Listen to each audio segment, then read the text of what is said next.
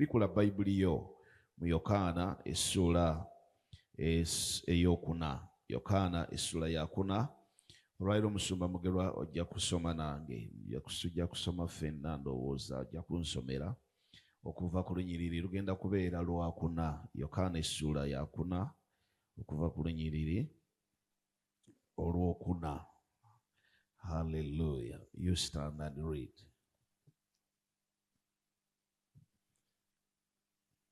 We are in the book of John chapter 4, beginning from verse 4. Yes. Now he had to go through Samaria. He had to go through Samaria. So he came to a town in Samaria called Sychar, Yes. near the plot of ground Jacob Yeah. had given to his son Joseph. Uh-huh. Jacob's well was there, Was there. and Jesus, tired as he was from the journey, Yeah. sat down by the well. Uh-huh. It was about the 6th hour The 6th hour. when a Samaritan woman came to draw water. Yeah. Jesus said to her, "Will you give me a drink?" His disciples had gone into the town to buy food. The Samaritan woman said to him, "You are a Jew, You are a Jew, and I am a Samaritan and I'm a Samaritan woman. woman. How can you ask me for a drink?" For Jews do not associate with Samaritans. Bw'olumalako olwo ng'okirolekeraawo. Tuweddeko? Mukama waffe yeebazibwe nnyo. Nzirizaayo ku screen mu NIV olunyiriri olwokuna. Olunyiriri olwokuna lunzirizeeyo ku screen awo. Tujja tambula mpola mpola. Eyange egamba, now he had to go through Samaria. Yeah, that's the same. Nti yalina okuyitawa ani? Yesu yalina okuyita eggayaaza. Gamba nti haleluya ey'amaanyi. Haleluya. Yesu yalina okuyita ennakakonge asobola okunsanga yanzijeyo. Gamba nti haleluya. He had to go through Samaria. Ulira ku kalenda ya Yesu, ku programu ya Yesu. Omanyi nkola n'essomero tubeera ne timetable. Mukama waffe yeebazibwe. Ka timetable bw'ebeera ya biology ate toteekayo maathi. Eyo ye ki? Ye timetable y'obudde obwo. Kati obudde bwa Yesu ku olwo yalina ku timetable ya Yesu, ku kalenda ye ne timetable yali ateeka okuyita Samariya. Era olw'okuba yayitayo y'ensonga lwaki gw'oli wano yalina okuyita kaalo kamwe asobole okujjayo, asobole okukyusa. He had to go through Samaria. Mbu bwe yatuuka, naye nga okutuuka e Samariya, ate munnange ekyewuunyisa, nsuulirayo akaddako akanyiriri akokutaano ndowooza. So he came to a town in Samaria called Sychar. Bwe yatuuka mu Samariya, ate mu Samariya omwo nga mulimu akatawuni, mulimu engeri y'akaalo oba ekifo nga kiyitibwa Sychar. Ey'Oluganda oba ekiyise sukaali. Sukaali. Waliwo ebyalo ebimu kwe mwava nga bifaanana bulala. Wulira akaalo bakayita ani? Si sukaali ono gwe banywa mu caayi, ate si sukaali ono diabetes. Naye akaalo baali bakayita ani? Naye yadde bakayita sukaali, akaalo ako kagenda kuvaako ensonga. Si lwakuba akaalo ka njawulo, wabula lwakuba omuntu azze ku kaalo ye w'enjawulo. Erinnya lye y'ani? Ye Yesu. Kati tolowooza nti oli wala nnyo mu abali eyo ebukomero. Leero ffe ab'ebukomero, ani alitutaasa? Ani alituyamba? Ono Yesu eyajja ku kaalo sukaali ajja kujja ebukomero akolemu omulimu ogw'amaanyi. ajja kujja ewammweyo. Edda nabuulira enjiri edda mu 92 nagenda ddowa tuddowa nava Kaleerwe eyo ne mbuulira enjiri mpa ku y'Oluganda mugundi awo. Ekyalo bakiyita Kibula.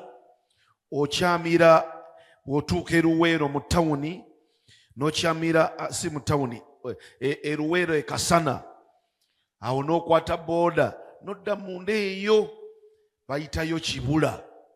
Kakati n'obeera ng'ova ku kyalo bakiyita ani? Kibula. Naye nayo waliyo abantu ba Katonda. Era Katonda yansindikayo ne mbuulira enjiri ddowa tuddowa emyezi gyalinga 2 gye namalayo. Nendekanga n'ekkanisa etandise. Kubira Yesu engalo n'amina y'amaanyi. Katonda yampa ekisa ne mbuulira n'olwa Sunday lumu mu Church of Uganda. N'abasiraamu baali bampise mu muzikiti ngende nkayane nabo 92 nga ndi eyo mu byalo byeyo Kibula. Kubulire ku byalo ebirala ebiriraanyeeyo 7. Ekyalo ekirala bakiyita 7 oba kwegamba n'obeerawo nga bakuzaalawa mu 7. Era kati wafunye omulenzi ayagala kwanjula oba omwanjule naye otya okwogera ekyalo gy'anajja kubanga bakiyitaani omulenzi mubuulire ekyalo kubanga ne Yesu yagenda ku katundu ke bayita Sukaali noono omulenzi ajja muleetayo eyo kubanga Yesu yakola omulimu ogwo. Ono Yesu eyatandika omulimu omulungi yali mu kugumaliriza mu bulamu bwo. Kubira Yesu engalo n'amina y'amaanyi. Awo n'atuuka mu kibuga eky'e Samaliya kye bayita Sukaali. N'atuuka. Yesu waffe ajja kutuuka. Bw'anaatuuka ebintu bigenda kukyuka. Bano ab'e Sukaali tebaamulindirira. Baali tebamusuubira. Baalabira awo ngazze. Ate ffe abalindirira Mukama tuliddamu bujja amaanyi gaffe tulitumbira mu bbanga ng'empungu tulidduka tetulizirika. Obanga ab'e Sukaali tebaamulindirira naye yamala najja. Ate ffe abasoma Bayibuli, ate ffe abasaba, ate ffe abasiiba, ate ffe abakeera mu kanisa. Haleluya! Awo n'akola atya? N'atuuka mpaka Besaawo. Wulira, ekiriraanye olusuku Yakobo lwe yawa mutabani waani? Ekibuga kino oba katawuni kano oba kaalo kalinaanye ekifo, kalinaanye olusuku oluli historical olw'ebyafaayo, olw'ensonga, olwogerwako. Nsabye Katonda yadde toli lusuku naye olinaana olusuku olw'ensonga.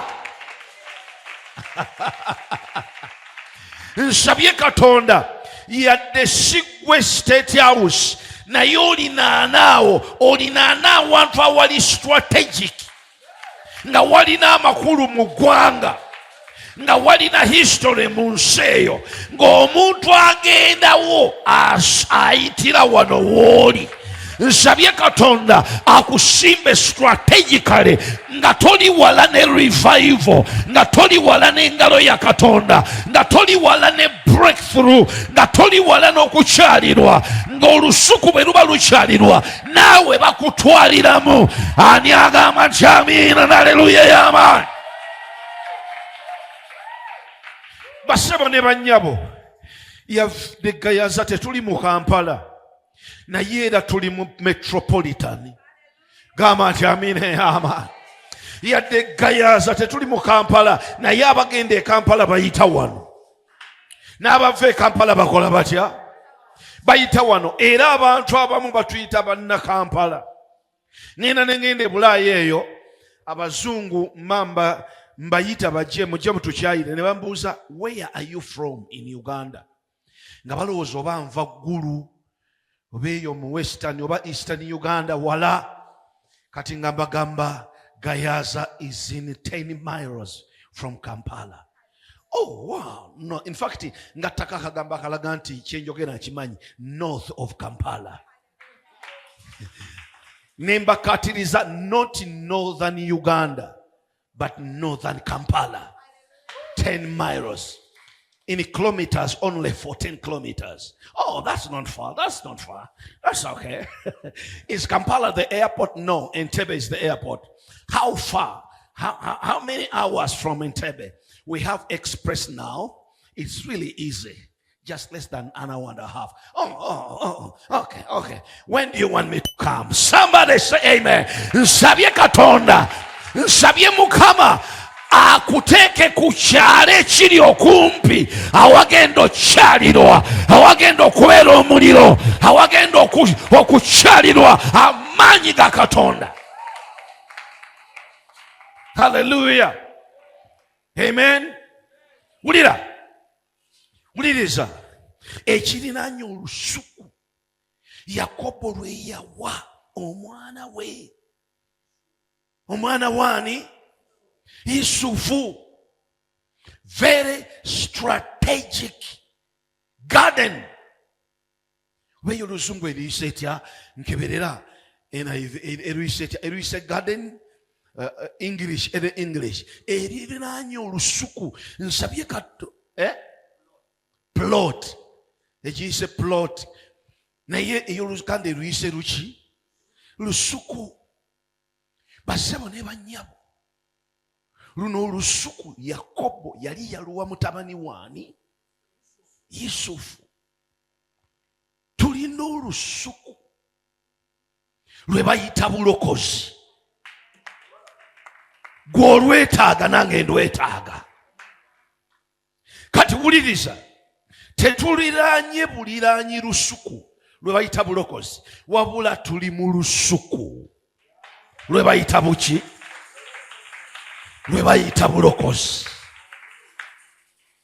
Yesu bwe yafa ku musaalaba e Gologoosa n'aluwa ekkanisa. Wangi olusuku lwali lwa Yakobo, ye yalusimba. Kambabuulire mmwe ekkanisa, luno olusuku si mmwe mwalusimba. Yadde gwe ttendo okubya ekimemeya bwoti wenna wenda omeremenya bwoti, naye luno olusuku si gwe walusimba. Yesu ye yalukola atya? Ye yalusimba ku musaalaba e Gologoosa, ye yalugula. Era bwe yagamba nti kiwedde, Bayibuli yagamba nti ejjigi ne lyabikamu emirundi emeka? Mbu abafu abaali baafa edda abatuukirivu ne balabikako mu nguudo za Yerusaalemi nga bakola batya? Nga batambula. Bwe yasimba olusuku luno, tewali mulala alikomawo kutusimbira lusuku lulala.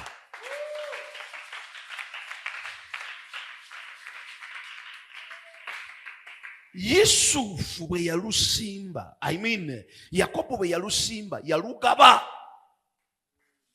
Amina. Obulokozi Yesu bwe yamala obutandika n'abukola atya? N'abutugabira.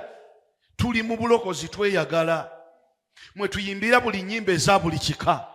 Yanyamba. Olaba ku Sunday namaze okubuulira Mami Lydia mu njiri mwe nabuulidde najjamu oluyimba. Ani alujjukira? Tumuzudde omwana wa Katonda. Tumuzudde Omunazalesi. Tumuzudde omwana wa Katonda. Olwo bwe lunaalulaba nga lukubye eggwanga luvudde wanegaza ku Mount Zion, Mami Lydia ye composer. Olusuku lulimu buli bibala ebya buli ngeri. Hallelujah. Kati wuliriza, tosobola kuŋŋamba nti kansooke nve mu bulokole, nfulume obulokole nsooke nfune omukazi. ndyoke nkole ntya, ndyoke nkomewo. Nedda, tebikola. Muno mu lusuku omukazi mwali, mu lusuku muno omusajja mwali. Toyinza gamba nti kansooke ngende nkole sente, bwe naamala oziweza ndyoke ndokoke. Ngoba nziremu nkole ntya, ndokoke. Muno mu bulokole ekizibu okukola sente. Ebyobulokole temuli kulimba, temuli kukola kutya. Bayibuli egamba bwe mulimanya amazima, n'amazima gali bufuula ab'eddembe. Yesu yagamba nze ekkubo n'amazima n'obulamu. Tewali muntu yenna ajja eri kitange okuggyako ng'ayise mu nze. Kati tolina sente z'ogenda kukola outside mazima. Sigala muno muki? Mu lusuku. Obugagga mwebuli, omukisa mweguli, obufumbo mwebuli, emmotoka mweziri, obulamu mwebuli, amafuta mwegali. Olusuku Yesu yalutuwa, lwe bayita obulokozi yalutuwa. Bwe yagamba nti kiwedde, naffe abamawanga kati olumba omuntu aliko dayimoni omugamba nti in the name of Jesus of Nazareth, get out. Omuzimu ne gukola gutya? Kubanga Yesu yatuwa olusuku.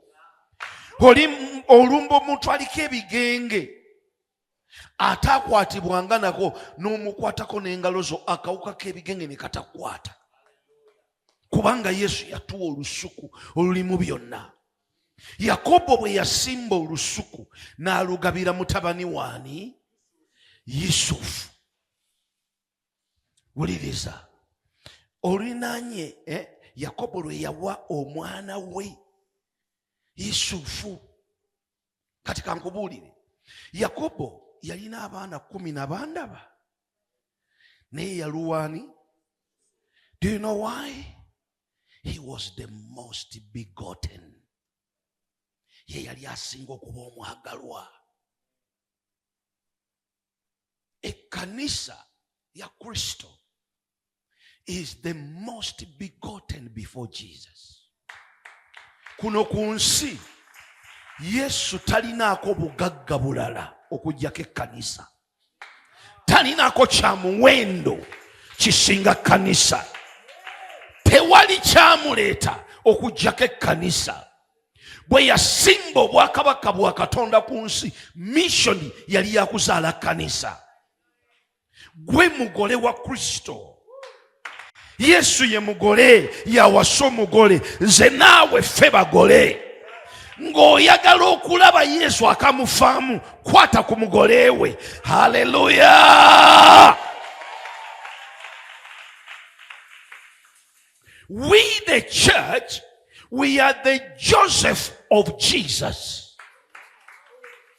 which he gave to his son Joseph. Fe ekkanisa, fe ba Yusufu ba Yesu, fe baagalwa. Bayibuli egamba nti Katonda bwe yayagala ki? Ensi, n'okuwaayo n'awaayo omwana we. Bwe yayagala ensi teyagirekaawo, yawaayo omwana we Yesu n'atufiirira ng'ayagala kkanisa. Bayibuli egamba agenda kudda okunoona ekkanisa eteriiko ki? Bala n'abuuliranga nammwe newankubadde oluki? Olufunyiro. Kakati wuliriza, ntwala ku nnyanja oluddako. Era mwalimu oluzzi lwa Yakobo. Wangi? Awo Yesu yali akooye olugendo, n'amala gatuulira awo ku luzzi obudde nga ssaawa 6. Mwalimu oluki? Mu lusuku muno mwalimu oluzzi. Nsobola okugamba nti oluzzi luno ate ye kkanisa. Olusuku si lwereere. Olusuku lw'obulokozi si lwereere. Mulimu ekkanisa. Mulimu oluzzi. Era n'oluzzi luno lwani? Lwa Yakobo wangi olusuku lwo yalugaba, gamba nti yalugaba. Naye oluzzi, Bayibuli egambye luzzi lwani? Ya Yakobo. Ekkanisa esigala ya Kristo. Ne bwe mbasumba ne muwera omutwalo mulamba wano, musigala temuli kanisa yange, musigala muli kanisa ya Kristo. Ngambye ne bwe mbasumba ne mufuuka emitwalo 10 egy'abantu, era nsigala ngamba nti oweebwe ekitiibwa gwe yampita okubeera eyandaba nga ndi mwesigwa n'onteeka muweereza ogulumizibwe Yesu w'e Nazareti. Ne bwe mbuulira abalema ne batambula, bakasiru ne boogera, n'abafu ne bazuukira, era bwe mbalirizanga ngamba ndi muddu asitasaanira.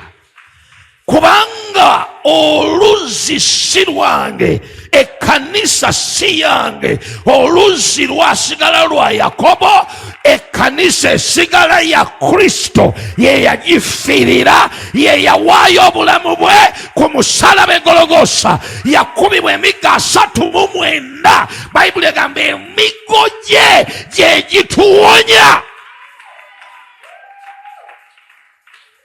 Wulira, nze naawe twe twafunako yadde omuggo ogwo, yadde jjajjaawo. Kati kaŋŋambe n'omubuuliza paakinga Land Cruiser V8 emabega mu paakingi y'ekyaki yo. Katonda yeebazibwa akubadde ebyo, naye ku miggo 39 egyakubwa Yesu tewakubwako yadde n'oku. N'olwekyo ekitiibwa Katonda kyakuwadde ogwana okukimuddiza. Amaanyi Katonda gakuwa osaana okugema ebaliza. Omwali olusuku lwa Yakobo.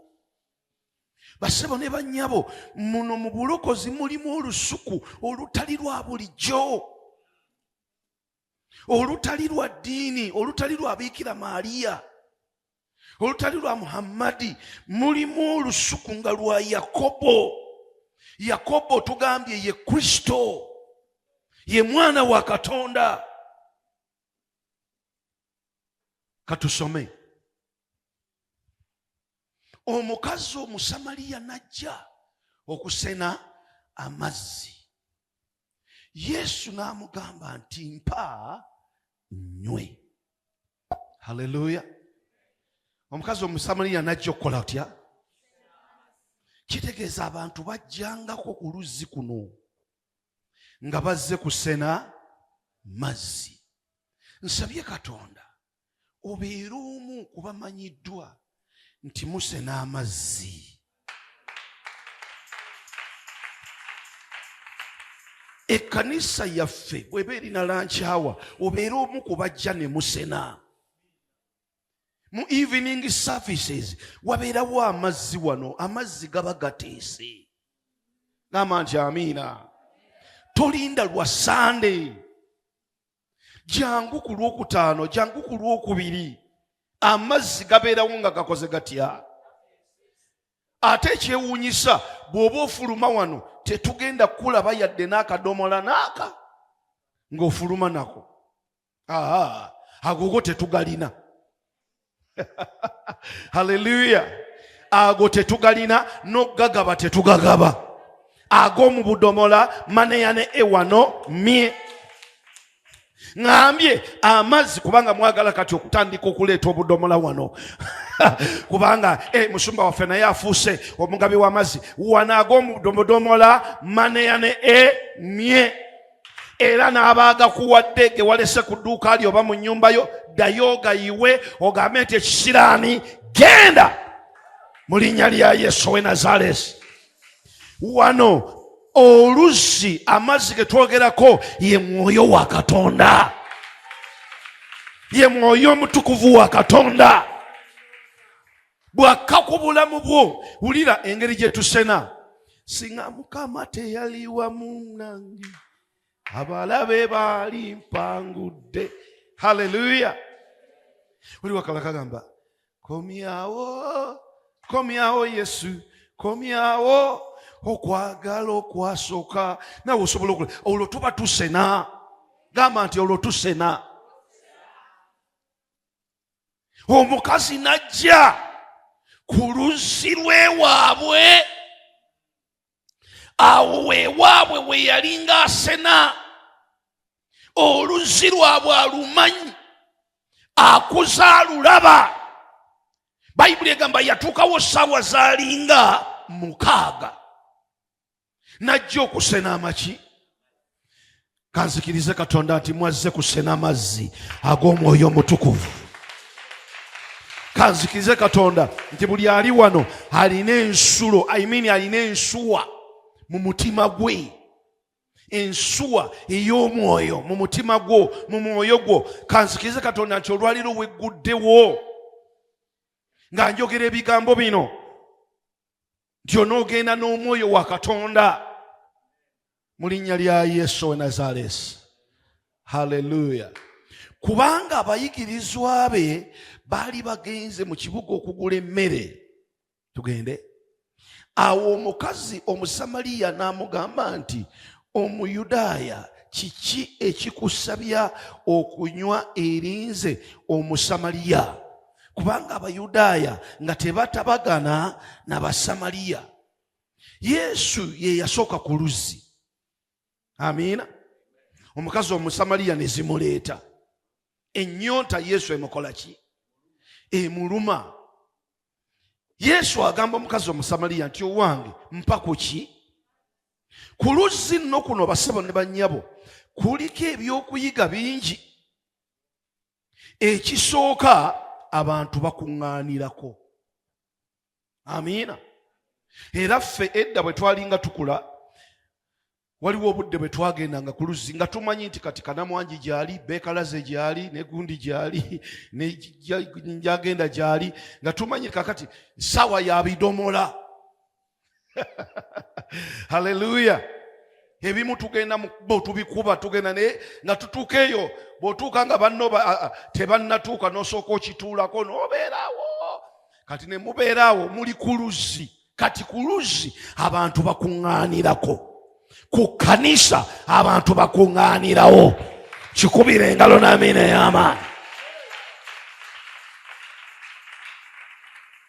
Era bwe twasisinkananga ku luzzi nga ojjawo ne connection, omuntu eyazze ku kyalo omupya, omuvubuka eyazze okuwummula, mwesangawo ku luzzi n'agamba mbeera wa Gundi.